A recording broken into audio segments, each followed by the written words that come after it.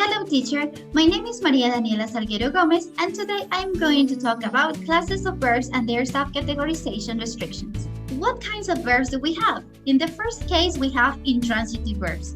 Intransitive verbs are words that show an action without the necessity of an object or a noun phrase to their right. However, they can be followed by an adverb or a preposition. When we talk about intransitive verbs, we have one subcategorization, and this is the locative. These are verbs that don't need an object to their right, but they need to be followed by a prepositional phrase. Like in the example, the baby is crawling on the grass. After the verb crawling, I am using the prepositional phrase on the grass. Now here I have three more examples about intransitive verbs. In the first one, Susan panicked terribly. After the intransitive verb, I am using an adverb, terribly. On the second example, the boys swim in the lake every summer. After the verb swim, I am using a prepositional phrase, in the lake. Finally, on the last sentence, Jane is screaming, I am not using an object because it is not necessary. On the second class of verbs, we have transitive verbs. Different from intransitive verbs, they are words that represent an action and they need an object or a noun phrase to their right to provide a complete idea. In transitive verbs, we also have one subcategorization, and this is directional. In this case, we need both the object and a directional phrase to their right to provide a complete idea. Mel pushed her boyfriend into the pool. In this example, I have the verb pushed, and immediately after, I have an object, her boyfriend. And after the object, I have the prepositional or directional phrase, into the pool. Here I have other examples. Mary always leads the group. After the verb leads, I have the object, the group. I bought a beautiful dress last week. After the verb, I have a noun phrase, a beautiful dress. And finally, Kyle buried his dog in back of his house.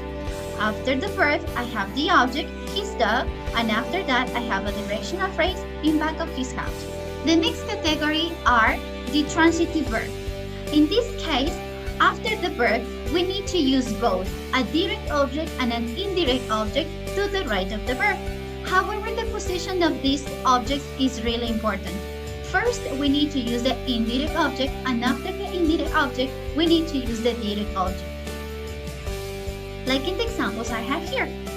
In the first example, I have my father bought me a sweater.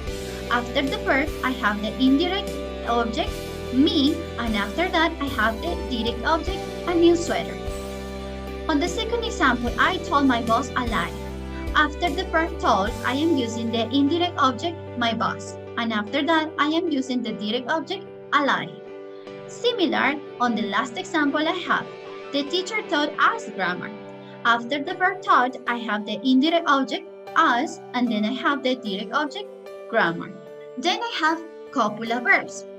Copula verbs are also called linking verbs. Why?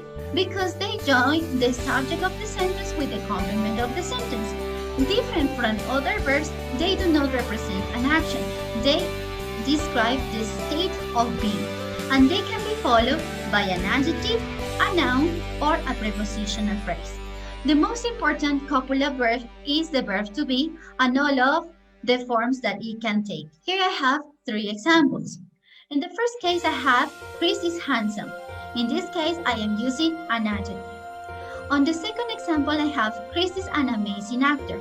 In this case, I am using a noun phrase. And finally, Chris is at home now. In this example, I am using a prepositional phrase.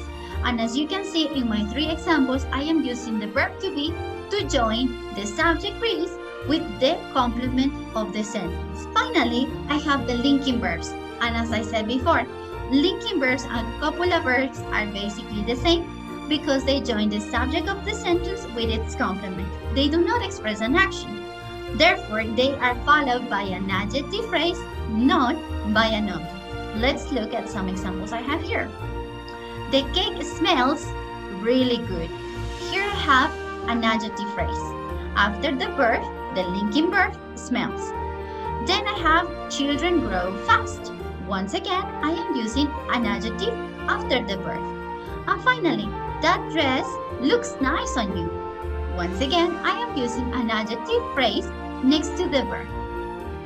Thank you so much, teacher. It has been my presentation and these are the references.